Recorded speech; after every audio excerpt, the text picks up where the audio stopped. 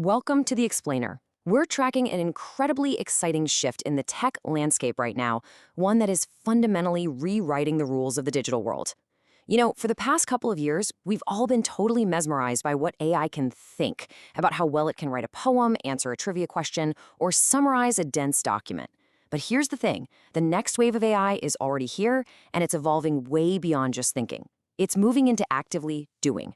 So today, we're exploring the profound ripple effect of agentic AI and exactly how it's forcing us to completely re-architect the silicon and servers that power our world. Okay, let's dive into this. The recent past, right? It was pretty much defined by the chatbot era. You ask a simple question, you get a simple answer. It was a one-to-one transaction. But this new era of agents, it shifts that paradigm entirely. Instead of asking a quick question, you're giving the AI a complex goal to complete. It's literally the difference between asking for a recipe and asking a master chef to just go ahead and cook the whole meal for you. I absolutely love this perspective from Sachin Katti. He's the head of infrastructure over at OpenAI. He maps out this evolution so perfectly. We start with chatbots, we move to reasoners, graduate to agents, and ultimately these models become interns. Well, actually, more like digital interns. Think about that for a second. When you hire an intern, you don't just hand them a single question to answer. You give them continuous, multi-step tasks to manage all on their own. And hiring millions of these digital interns is fundamentally disrupting the underlying plumbing of all computing. To understand why this disrupts absolutely everything, you've got to look at how an agent actually operates under the hood. An agentic loop works autonomously through dozens of steps.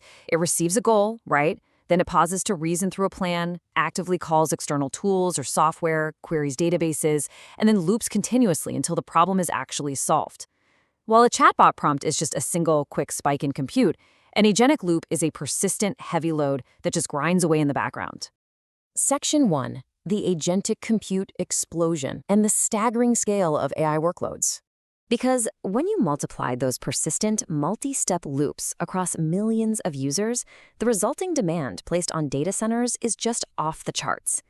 And this brilliantly illustrates the unbelievably steep token consumption curve we're seeing. Over just 2 years, since the early days of people messing around with basic chatbots, the total number of tokens being consumed has skyrocketed by nearly 160 times. That growth is driven directly by models doing persistent agentic work, rather than just generating single answers. To put a hard number on that massive curve, we are now looking at more than 35 quadrillion tokens being consumed every single month. 35 quadrillion. It's a completely awe-inspiring figure. And remember, each one of those tokens represents active compute cycles, memory bandwidth, and real electrical power being burned in a server rack somewhere out there in the world.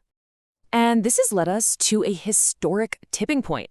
As of 2026, roughly 60% of global AI compute capacity is now being used for running inference, actually putting these models to work in the real world, rather than training them.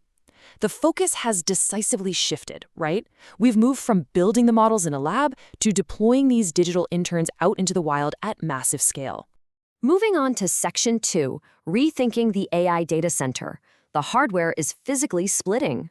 So, with this massive shift in workload, the physical data center can no longer be a one-size-fits-all kind of environment.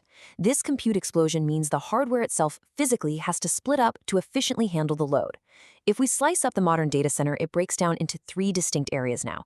First, you've got the GPU servers. That's all about pure speed to feed massive frontier models. Then you have general-purpose servers focused on traditional enterprise efficiency. But sitting right there in the middle and experiencing by far the fastest growth is a brand new category entirely, agent sandboxes. Let's actually define what an agent sandbox is, because it is a huge new growth vector.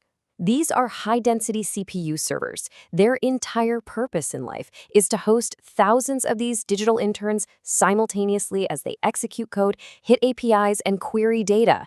For this specific job, raw speed isn't really the primary bottleneck anymore. No, density and the ability to orchestrate thousands of distributed tasks efficiently at once, those become the absolutely critical metrics. To meet this crazy need, silicon providers are completely rethinking chip design from the ground up. Take AMD's new Venice architecture, for example. We're talking about a CPU packing an astonishing 256 cores and 512 threads into a single socket. The entire strategy here is maximum compute density. The goal is just to pack as many digital interns per watt of electricity into a single server rack as physically possible, just to keep those token costs from spiraling out of control. Section 3. When agents write code. We're looking at AI building AI software. But hey, the impact of agents isn't just about the physical hardware they run on. It's really about what they're actually doing while they're running. We need to zoom out a bit to see how Agentic AI is fundamentally changing the very nature of software development itself. It's effectively creating an era where AI builds AI. Now, what's really interesting about this slide is the level of expertise these agents are showing off. Tools like AMD's rocm.ai are acting as highly specialized software engineers. They aren't just writing simple little scripts, they're generating low-level GPU kernels, autonomously optimizing runtime configurations, debugging super complex issues, and rapidly iterating until they hit very specific hardware performance goals. To really see the scale of this, consider the system known as Hyperloom.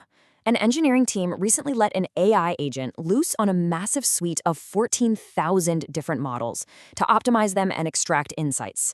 14,000! That is a literally impossible, mind-numbing workload for a human team to process manually. But for a digital intern operating in a tireless agentic loop, it's just another weekend of crunching data. All right, on to Section 4, agents in the real world, moving well beyond the data center. Now, as these models become wildly efficient, something truly incredible happens.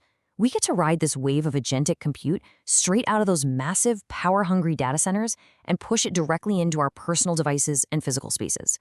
You don't always need a hyperscale cloud to run serious AI anymore. Look at platforms like the Ryzen AI Halo. We are now seeing the ability to run massive 200 billion parameter models natively and locally right on enterprise PCs. So the crucial point is, this isn't some watered-down novelty. This is bringing the power of a heavy-duty agent right to your desk, maintaining all your data privacy, and bypassing network latency altogether. And eliminating latency becomes absolutely vital when we take AI out of our computers and put it into physical machines. As this quote so perfectly captures, when answers become actions, latency becomes safety, and reliability becomes trust. When an AI is controlling the physical motion of a robot on a factory floor or a self-driving car on a busy city street, waiting 500 milliseconds for a cloud server to respond is no longer just a minor annoyance. It's downright dangerous. This strict requirement for zero latency builds a completely new architecture for robotics. Let's move to and see how this builds the Kria AI system on module. It essentially acts as a new kind of robotics brain. Traditional robots, they basically just followed a strict script, but autonomous physical AI has to navigate a highly uncertain, totally chaotic world.